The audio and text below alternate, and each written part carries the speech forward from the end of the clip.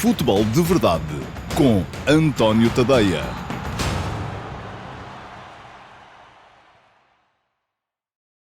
Olá a todos e sejam muito bem-vindos ao Futebol de Verdade Flash para o Benfica 2, Toulouse 1. Dois penaltis de Di Maria, o segundo ao 8º minuto de compensação, deram ao Benfica uma vitória sofrida após uma exibição descolorida contra um adversário que quase se limitou a defender-se, mas que mesmo metendo sempre pouquíssima gente no processo ofensivo, ainda fez um golo. O jogo foi, regra geral, desinspirado por parte dos encarnados e motivou algumas assobiadelas a Roger Schmidt, que nunca desmontou o seu esquema tático habitual e tirou de campo jogadores que muitos adeptos quereriam ver continuar, como Carreras ou Artur Cabral. As dificuldades que o Benfica sentiu são as que sente sempre contra equipas que joguem com uma linha de 5 atrás e se preocupem em roubar aos encarnados os momentos de transição ofensiva, nunca subindo demasiado o seu bloco. É verdade que Carles Martínez, o treinador dos franceses, mandava um dos médios juntar-se aos 3 da frente num primeiro momento de pressão, mas só o fazia porque o Benfica saía sempre a 4 e de forma pausada, pelo que nunca aproveitava o espaço que se abria atrás daquela primeira linha. Seguro na construção baixa, invariavelmente concluída com uma saída longa em direção aos homens da frente, por isso nunca se desorganizando em posse, o Toulouse obrigava o Benfica a jogar como a equipa de Schmidt menos gosta, contra um bloco fechado e baixo. E isso gerou um jogo quase sem oportunidades de golo. O primeiro remate dos encarnados só saiu aos 14 minutos por Di Maria e foi bloqueado por um defesa. E a primeira situação minimamente perigosa chegou aos 28 numa ressaca de João Mário contra um defesa depois de um livre de Di Maria que Restes socou. Uma solicitação de Di Maria à profundidade de Rafa, que este concluiu com um remate à rede lateral, aos 35 minutos, e um remate de fora da área do mesmo Rafa, a bater na barra da baliza francesa, foram os momentos de maior sensação de uma primeira parte que acabou com um tiro de João Mário, da meia-lua, a passar ao lado. Mas se isso faria pressupor que os encarnados veriam mais ligados para a segunda parte, a verdade é que aquilo que se viu no segundo tempo foi o melhor momento do Toulouse, finalmente capaz de ter bola no seu meio-campo ofensivo.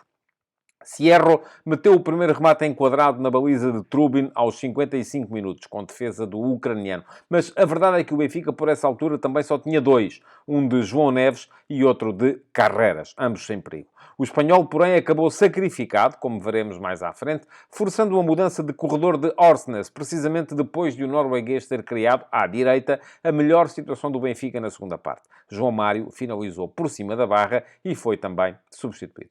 O Benfica, contudo, não melhorou com as trocas. E se marcou foi por causa de um erro de Logan Costa, que saltou uma bola aérea com os braços no ar e acabou por cometer penalti. Di Maria acertou a marcação, mesmo ao meio da baliza, mas o Benfica teve dificuldades em construir em cima deste 1-0.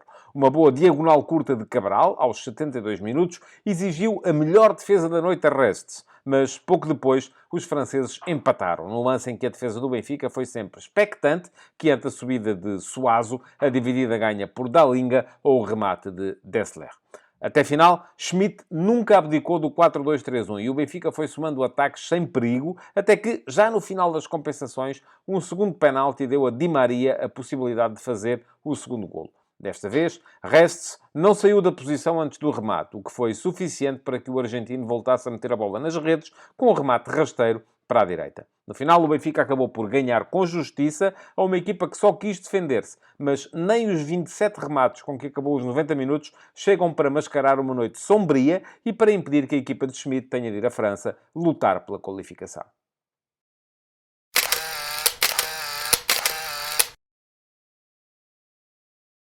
E passemos então à fotografia tática deste Benfica-Toulouse. Roger Schmidt fez duas alterações ao 11 que tinha empatado a 2 bolas em Guimarães com o Vitória na última jornada da Liga Portuguesa, mas manteve, como mantém sempre, o seu 4-2-3-1 e todos os mecanismos, quer de saída de bola, quer de ataque, ao último terço do campo. Ora, muito bem, trocou Schmidt Morato por Carreras, de forma a tentar dar mais alguma fluidez ofensiva ao corredor esquerdo da equipa encarnada, e trocou ainda Alexander Ba por Artur Cabral, passando a meter então um ponta de lança no 11, coisa que não teve no início da partida em Guimarães, e baixando Orsnes da zona de apoio ao ataque para a posição de lateral direito. Assim sendo, o 4-2-3-1 do Benfica na partida de hoje organizou-se como segue. Trubin foi o guarda-redes, como é sempre.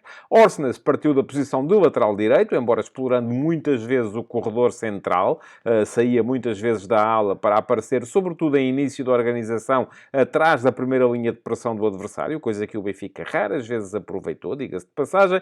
António Silva e Otamendi eram os dois centrais e Carreras surgiu como lateral esquerdo. A dupla de médios era formada por João Neves e Coxo, sendo que depois, mais à frente, Di Maria partia do corredor direito, João Mário do corredor esquerdo e Rafa era o apoiante do ponta de lança, o Arthur Cabral. Ora, em início da organização, o Benfica manteve sempre a sua organização em 3+1. Isto é, com António Silva, Otamendi e um dos dois médios a baixarem para o lado de Otamendi para fazer uma saída a 3, com geralmente o outro médio a aparecer atrás daquela primeira linha de pressão, a tal posição em que Orsnes muitas vezes procurava aparecer também.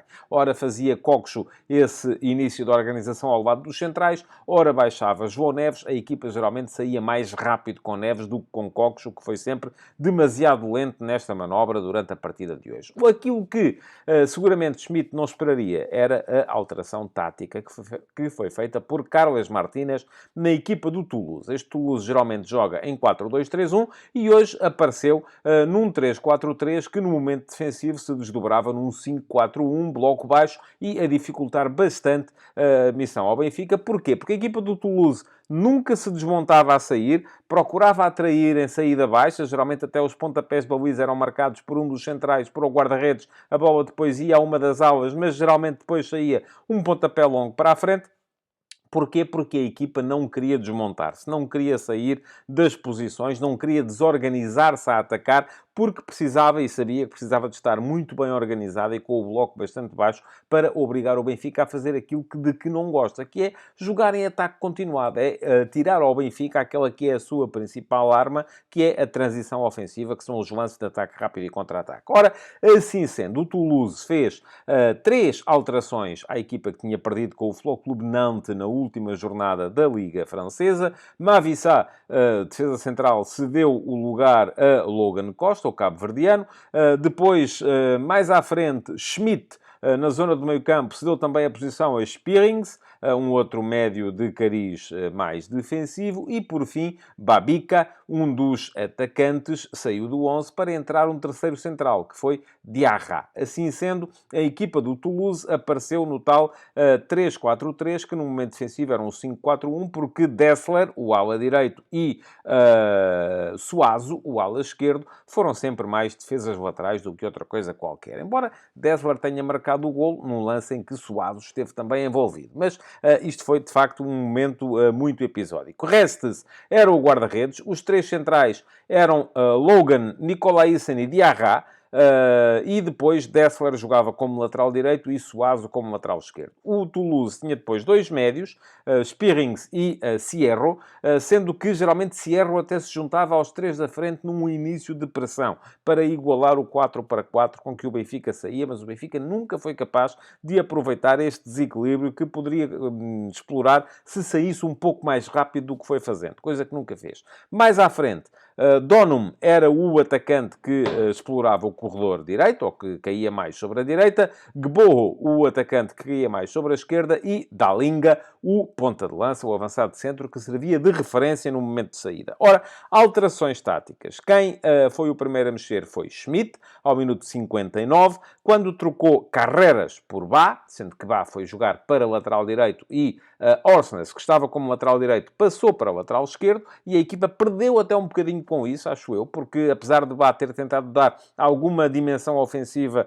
ao ataque, Orsnes não voltou a sentir à esquerda o à vontade que sentira até aí do lado direito, e além disso, a Schmidt trocou ainda João Mário por David Neres, que foi colocar-se também na esquerda do ataque. Não é, como se sabe, a sua posição predileta. Ao minuto 69, mexeu o Toulouse, trocando um dos centrais, Diarra, por Mavissa, e trocando um dos homens da frente, Donham, por Babica. Portanto, não mexeu taticamente, manteve exatamente a mesma organização. Voltou a mexer Martínez ao minuto 77, quando substituiu o médio Spearings por Cáceres, também sem alterações táticas, e quando trocou também o ponta de lança. Saiu Dalinga e entrou Magri. E, por fim, ao minuto 86, o Toulouse esgotou as suas alterações, substituindo Gboho por Skita.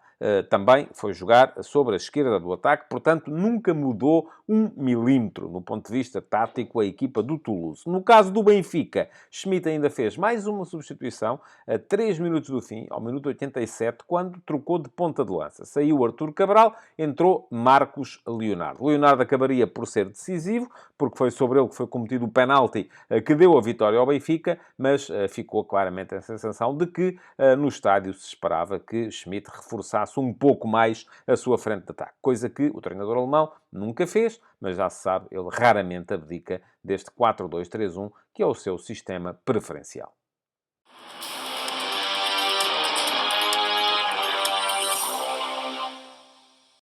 A equipa do Toulouse preocupou-se sobretudo com a defesa da baliza de Restes, mas ainda assim o homem que mais esteve em destaque na sua formação foi um dos atacantes, Gboho. Sempre que a bola entrava no homem que atacava pela esquerda, o Toulouse era capaz de criar desequilíbrios, era capaz de segurar a bola em zona avançada, era capaz de causar problemas à organização defensiva do Benfica. Gostei também do ponta de lança, da Linga, não tanto pela forma como apareceu a finalizar, mas pela forma como era capaz quase sempre de se mostrar e de jogar em apoio para o crescimento da equipa, tal como me pareceu que estiveram razoavelmente bem os dois laterais, Dessler e Suazo, muito seguros no ponto de vista defensivo e com alguma chegada, embora não muita, porque o treinador também não queria que eles o fizessem. Do outro lado, na equipa do Benfica, foram mais os casos de exibições insatisfatórias do que aqueles de gente que esteve, de facto, a bom nível. Orsnes, já vos disse aqui, na primeira parte, enquanto jogou à direita, foi dos poucos a conseguir criar situações para algum desequilíbrio no ataque da equipa do Benfica.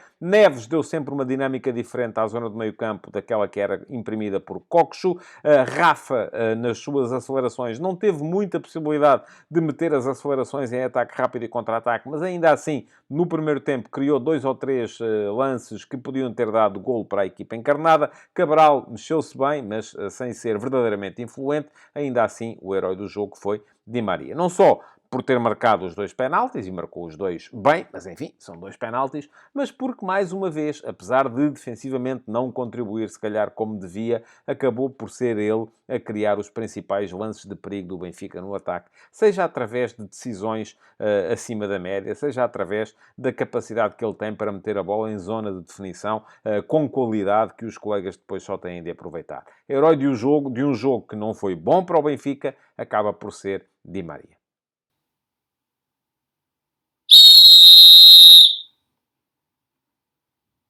A arbitragem do lituano Donatas Rumsas acaba por ser apenas penalizada pelo facto de ter contemporizado demasiado com o antijogo que foi sendo cometido pela equipa do Toulouse. Os franceses demoravam sempre demasiado tempo a repor a bola em jogo e estiveram sempre muito mais interessados em que não se jogasse do que em que se jogasse na verdade. De resto, bem nos 2 penaltis, embora no primeiro tenha sido chamado para ver o lance no monitor pelo VAR, mas é evidente no primeiro caso que quando Logan salta a bola com os braços bem acima da zona do ombro, acaba por tocar com um desses braços numa bola cruzada para a sua grande área, penalti bem assinalado, portanto, e depois na ponta final da partida também penalti cometido por Mavissa sobre Marcos Leonardo, quando o defesa central pisa o jogador brasileiro do Benfica, claramente por ter dominado mal a bola numa primeira instância. É ele quem faz o corte, mas a bola não lhe fica redondinha à frente do pé, ele acaba por ter que alongar o movimento para ir à procura dela e é nesse momento que pisa o atacante do Benfica, falta, penalti, sem qualquer dúvida. Foi também bem mostrado nesse caso o segundo cartão amarelo a Mavissa, embora o primeiro tenha deixado muito a desejar. Não me pareceu que houvesse razão para tal e Mavissa viu 2 cartões amarelos, um aos 90 mais 2 e outro aos 90 mais 6. É preciso dizer que ele tinha entrado em campo ao minuto 69, portanto não estava em campo assim há tanto tempo. De qualquer modo, a expulsão acaba por não ser influente porque só se jogou mais 1 minuto depois da grande penalidade. De resto, parece-me que esteve razoavelmente bem o árbitro lituano, só apenas com a tal questão de ter sido demasiado permissivo com o antijogo da equipa francesa. Futebol de verdade